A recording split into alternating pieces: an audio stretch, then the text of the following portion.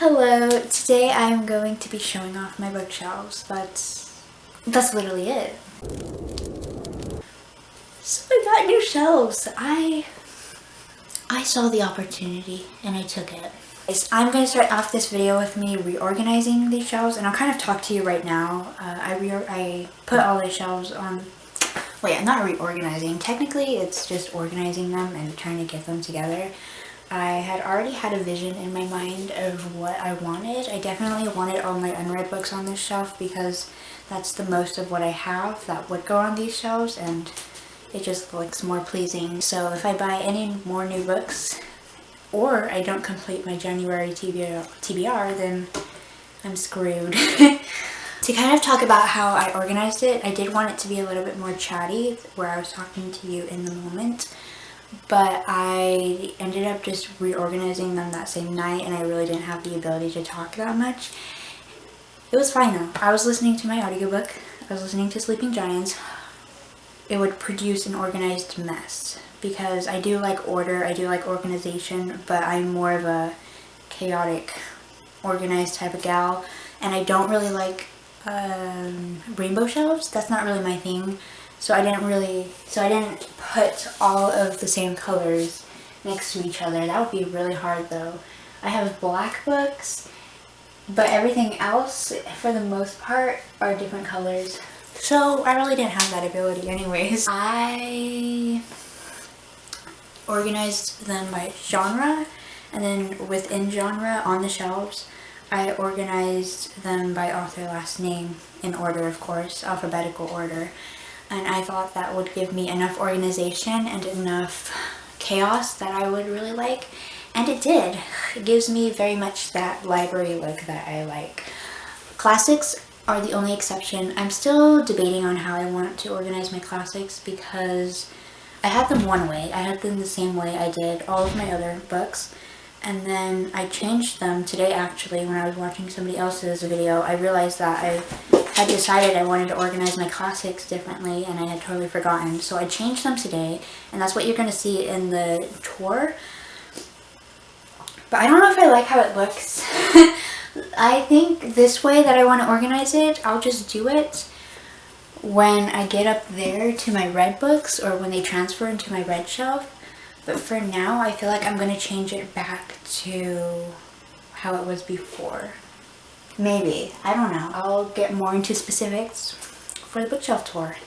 So here is the overview. Up there is my red shelf, and then what you see is my TBR shelf. Yes, I have so many unread books. We can talk more about the red books later, but also I want to show you off my posters, because I'm a poster gal now, of my favorite movies that I wanted to put up. But yeah, here are my shelves.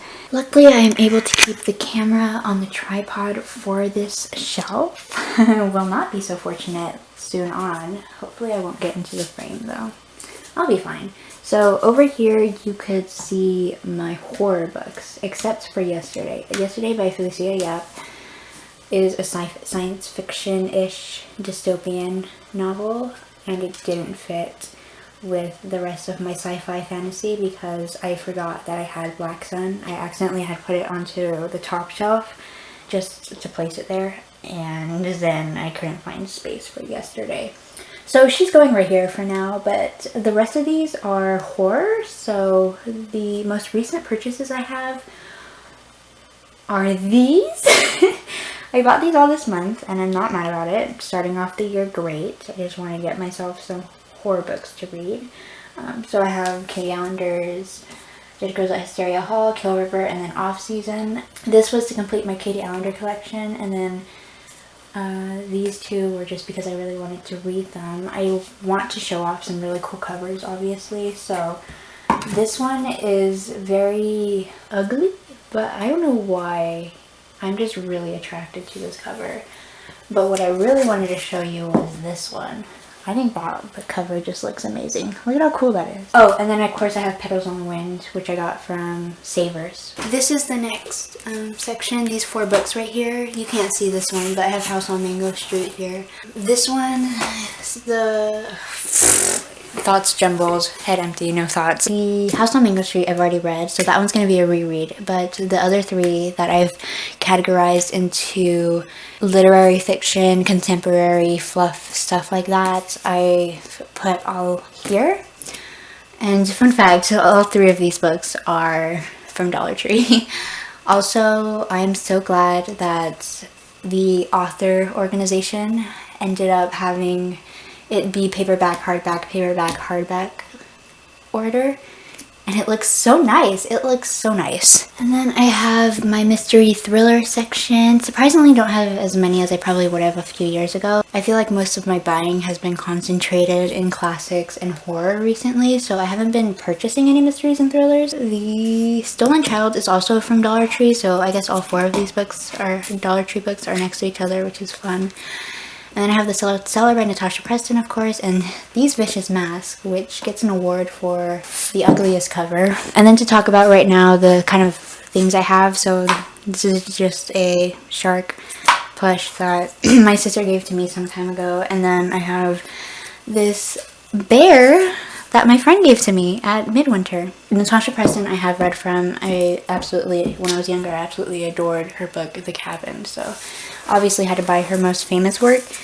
And this book is dense. This book is heavy, alright? It feels like a self-published book, but I don't think it is. Nope, it's from Source Books Fire. But I'm glad The Stolen Child ended up between the contemporary and mystery and thriller section, because I feel like it categorizes more into literary fiction than it does mystery, but I decided to include it in mysteries and thrillers because there's this kind of mystery element to it that seems to overtake the entirety of the story.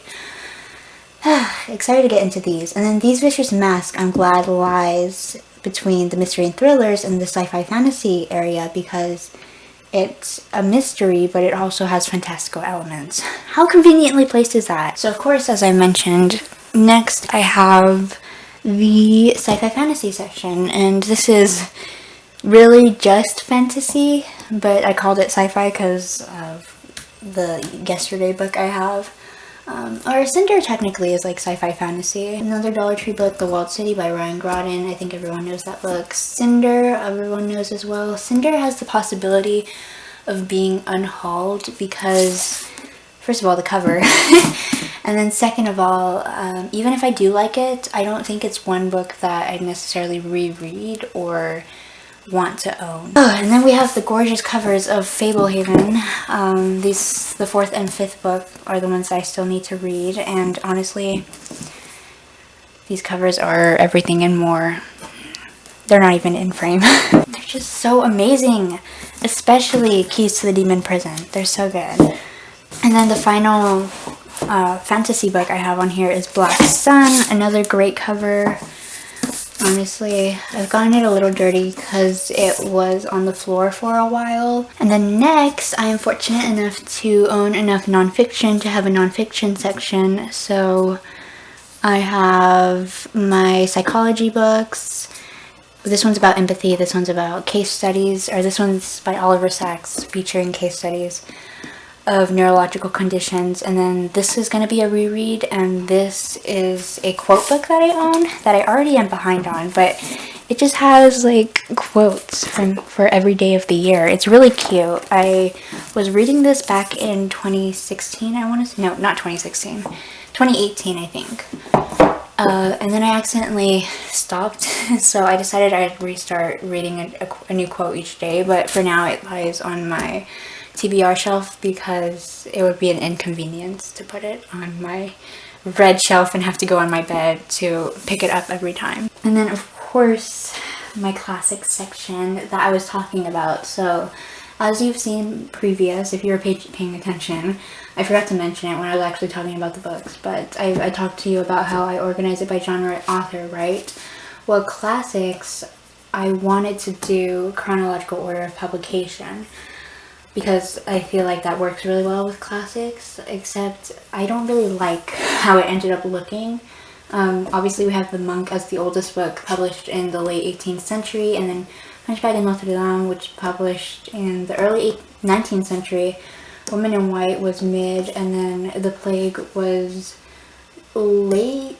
No, The Plague actually was the early 20th century. In Cold Blood was in the 60s, and then a couple years later, 100 Years of Solitude, and then of course Macbeth, which is the oldest published book I have on my TBR, but it's a what are they called? Oh, a mass market paperback, so I can't put it at the bottom because then that's just going to be really ugly. So I think I'm going to change it back for my TBR shelf to have it in the same order that everything else is in terms of author alphabetically by last name. Okay, how could I forget to mention literally the thing that's sitting on top of the books? One of the best things I own. But it's just this rubber duck that I have from the California Science Center, which is one of my favorite museums. I've gone there quite a couple times. But I got this one on a field trip. So now that I'm on the bed, the camera angle is going to get a little shaky because I am holding it with my hand. And I'll try not to move stuff too much so that you don't get like the thing. What's this thing around my neck called? So you don't get any other noises. But here's an overview of my read shelf. Very, very bare. I only have the books I read in December on there right now because that's all that doesn't fit on my shelves anymore. I have my huge collection of Edgar Allan Poe Tales and Poems, the complete Tales and Poems. This is huge. Literally, if you want to see the side, there you go. Sorry it's out of focus, but I'm going to read that throughout the year this year. I guess that's one of my don't say it out loud goals, but it's very beautiful and it was only maybe $8 at Barnes & Noble. This whole collection from Fall River are surprisingly really cheap for the like decently great covers and large books. So definitely check out Fall River if you want collections and stuff like that. And then on top of here I have this crow that I got at Dollar Tree from Halloween time. Ugh, I love Dollar Tree's decorations around Halloween. So I just have that on there. Obviously, must I explain myself. And then over here we have the books. So, oh wait, I forgot to tell you back here. I have a comic that I got a really long time ago and I didn't know where else to put it, so I just put it there. It's called Aria, if you want to look it up. So over here, God, it's hard to hold up a camera. I don't know if this is the order I'm going to keep, but this is just the order I put it in here for now with the very limited amount of books I have. So fantasy, contemporary, mystery thrillers, classics. This one I am going to do chronologically because since they are vertical, it works better. And then my horror. So there's that, keeping the same genre, author, last name. And then over here I have just this peace tea can that I wanted to put on my shelves, but I don't know where to put it right now. So I just put it in the bare spots. And then over there I have my Grimm's Complete Fairy Tales collection. And then I have this candle thing that I stole from under the sink. And it's just nice. It adds to the entire aesthetic that I'm trying to portray. So I just have it right here. And then I have a little gecko thing right there. I don't know, it's just one of those little toys that you get when you're younger. So that is it for my bookshelf tour. That was a workout. Not a workout, that was kind of a huge struggle having to film that top shelf. All for the art. Thank you so much for watching. I hope you enjoyed me showing you off my books. And I will see you all next time. Bye.